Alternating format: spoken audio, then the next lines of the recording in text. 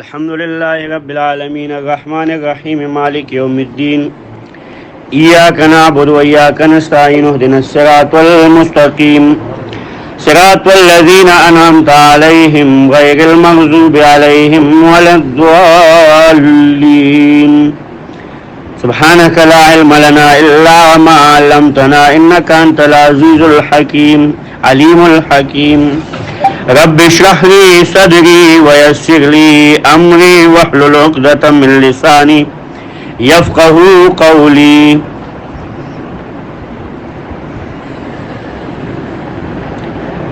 منگا پرون آداب ویلیو د قرآن د شروع کولو د پاره آداب دي داغه وشي آدابي باغ آداب لیاس یوشي نو هغه کار کې برکتی او هغه سر ترسي او کله چې کم کار کې آداب خاطرونه شي نو هغه کار نیمګړی پاتې کېږي داغه هغه مزه نه وي. نو د قرآن آداب و څلور آداب بیان شوي. پهلنی ادب دا د اخلاص د نیت چې د الله رضا مقصدي.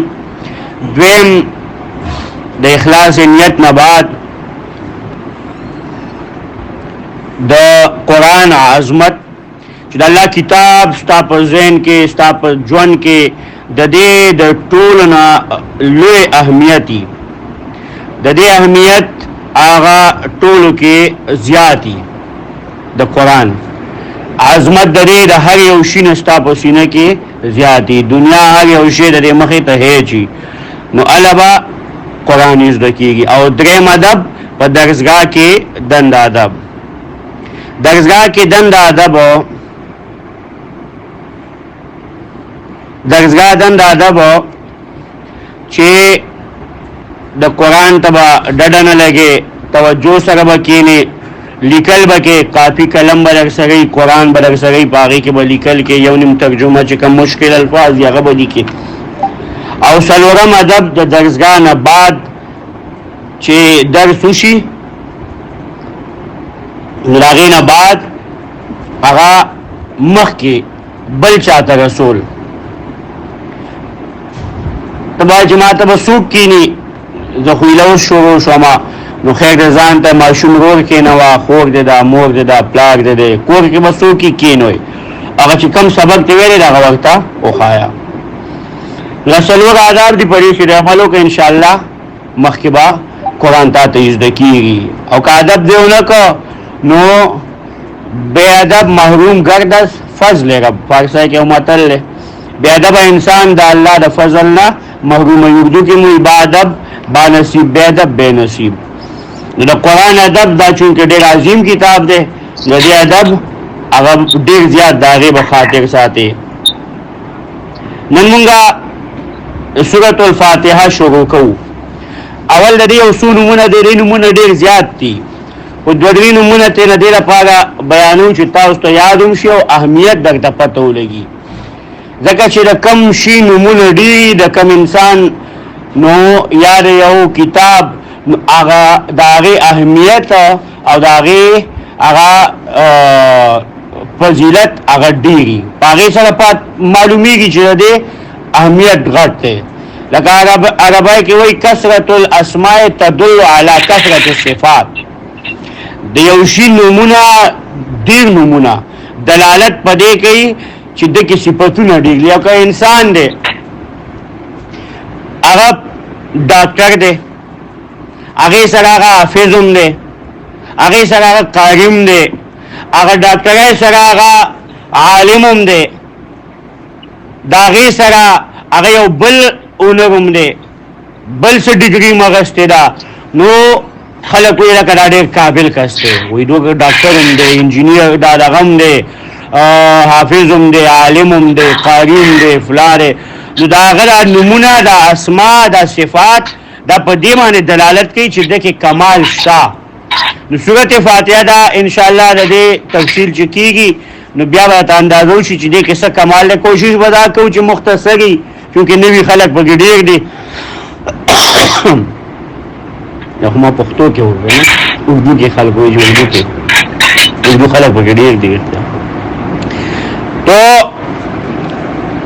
کسی بھی چیز کے زیادہ نام اس کی زیادہ اہمیت پر دلالت دیتے ہیں کہ اس کی فضیلت اہمیت کیا ہے. چونکہ سورۃ الفاتحہ یہ تمام کتب آسمانی کا خلاصہ، تو اس لیے اس کے اسماء بھی بہت زیادہ ہے. چند اسماء آپ کے سامنے عرض کرنا چاہوں گا. پہلا نام اس کا سورۃ الفاتحہ. فاتحہ معنی کھولنے والی. قرآن کریم اس کے ذریعے کھلتا ہے. پہلا ہی سورت یہ لایا تو اس لیے اس کا نام سورۃ الفاتحہ. ایک اس کا نام ہے سورۃ الکنز. کنز معنی خزانہ، یعنی اس میں علوم کے جو خزانے، آسمانی علوم کے، زمینی علوم تو عام چیز ہے، آسمانی علوم کے خزانے اس میں بھرے ہوئے. یہ 7 آیتیں، یہ آپ کو 7 آیتیں لگ رہی ہیں، لیکن اس میں تمام عالم کے علوم پوشیدہ کیے رب نے. جمیع العلم فی القرآن لیکن تقاصر عنہ افہام الرجال. اس سے انسان کے ذہن کے مطابق ہے کہ بندہ اسے کتنی چیزیں نکال سکتا ہے، کتنے علوم اس سے نکال سکتا ہے. اس کا ایک نام سورۃ الشافیہ، شفا دینے والی. اس میں شفا ہے. 5 مرتبہ 7 مرتبہ تاک ہندسوں میں اس کو پڑھیے گا تو آپ کو اس سے اللہ شفا عطا فرمائے گا. ایک ہے اس کا نام سورۃ الرقیہ، دم والی سورت. اور اس میں ایک حدیث ہے، ابو موسیٰ اشعری رضی اللہ تعالیٰ عنہ فرماتے ہیں ایک دفعہ ساتھیوں کے ساتھ کسی مشن پر گئے تھے. وہاں کے جو سردار تھے ان پر کسی حشرات میں سے یا سانپ نے، بچھو وغیرہ جو بھی تھا، لدیا لفظ آتا ہے تو لدیا سانپ کے ڈسے ہوئے کے لیے بھی استعمال ہوتا ہے اور بچھو کے ڈسے ہوئے کے لیے بھی. تو اس کو کسی چیز نے ڈس لیا. اب ان کے پاس جو اطباء تھے، ڈاکٹر حضرات تھے، انہوں نے علاج معالجہ کیا، لیکن سردار ٹھیک ہونے کا نام نہیں لے رہا تھا. اس کی بیماری اور زیادہ ہوتی جا رہی تھی، چارپائی پہ پڑ گیا. آخر انہوں نے اپنے مذہبی پیشواؤں کو بلایا، انہوں نے منترے پڑھی، دم درود کیے، لیکن کچھ بھی افاقہ نہیں ہوا. ایک بندے کا اس میں سوچ آیا کہ یار ابھی جو لوگ آئے تھے وفد کی شکل میں، یہ لوگ گئے تھے صحابہ کرام ان کو دعوت دینے ان کے پاس. نبی علیہ السلام نے ان کو بھیجا تھا، انہوں نے انکار کر کے ان کو گاؤں سے نکال دیا تھا. تو گاؤں میں ایک بندے نے کہا کہ جو بھی کچھ لوگ آئے تھے شاید ان میں دم ڈالنے والا کوئی ہو، ان کو بلا لیتے ہیں. بھاگا بھاگا ایک بندہ ان سے آ گیا. اس نے کہا آپ میں کوئی دم والا ہے؟ ابو موسیٰ اشعری فرماتے میں نے کہا میں ہوں، میں ڈالتا ہوں. میں نے کہا کیوں؟ میں سمجھ گیا کہ کچھ مسئلہ ہے. اس نے کہا کہ ہمارے سردار کو کسی چیز نے ڈس لیا اور وہ ٹھیک ہونے کا نام نہیں لے گا، بدن بھی کالا ہوتا جا رہا ہے تکلیف میں. میں نے کہا آؤ چلتے ہیں. چلے گئے اس کے پاس، اس پہ دم ڈالا اور یہی سورۃ الفاتحہ پڑھ کے اس پہ چف کر دی. اللہ نے اس کو فوراً شفا دے دی، وہ ایک دم ٹھیک ہو گیا، اٹھ گیا بستر سے. جب یہ واپس آئے انہوں نے ان کو 30 دمبے دیے. 30 صحابہ کرام کے پاس جب آئے انہوں نے کہا کہ آپ نے کیا ان پہ پڑھا؟ ان کو پتا تھا کہ قرآن ہی ہے. ابو موسیٰ اشعری رضی اللہ تعالیٰ عنہ نے کہا سورۃ الفاتحہ. انہوں نے کہا جو آپ نے دم پہ یہ 30 دمبے ان سے لیے یہ آپ کے لیے ٹھیک نہیں ہے، یہ تو آپ نے قرآن پہ لیے. انہوں نے کہا کہ نہیں، میں نے قرآن پہ نہیں لیے. ان کو پتا تھا مسئلے کا. انہوں نے کہا چلو نبی علیہ الصلوۃ والسلام کے پاس چل کے ہمیں آپ کو پتہ چل جائے گا کہ کیا مسئلہ ہے، وہ آپ کو واضح کر دیں گے. ان کو پتا تھا کہ مسئلہ کیا ہے. جب آئے نبی علیہ السلام کو واقعہ سنایا، انہوں نے کہا کہ اجعلوا لی فیہا، میرے لیے نہیں بیت المال کے لیے اس میں 5واں حصہ رکھو. گویا کہ جیسے مفسرین نے امام تفسیر المانی میں امام سید محمود آلوسی اسی طرح اور بھی کافی مفسرین نے یہ بیان فرمایا کہ یہ مال غنیمت تھا، کافروں سے لیا گیا، وہ کافر تھے تو کافروں سے یہ مال غنیمت کے طور پہ لیا تھا، دم پہ نہیں تھا۔ انشاءاللہ تفصیل بعد میں سورۃ البقرہ میں بھی ہوگی، جگہ جگہ پہ آئے گی۔ تو بہرحال بات ہو رہی تھی سورۃ الرقیہ، دم والی سورت، اس میں اس کو 7 مرتبہ، لیکن یقین کے ساتھ 7 مرتبہ فرق ہے۔ جس پہ بھی تکلیف ہو اس پہ وہ اپنے آپ پہ، یہ نہیں کہ کسی کے پاس جائے مجھے دم کر دو دم، ہاں اتفاقاً ایک آدمی مل گیا، نیک بندہ ہے، بزرگ ہے، عالم ہے، پیر ہے، اس کو آپ کہہ دیں کہ جی مجھ پہ دم ڈال لے، لیکن یہ نہیں کہ ایک بندے کو آپ نے ٹھیکیدار بنا لیا کہ یہ دم ڈالے گا، نہیں، ایسا نہیں۔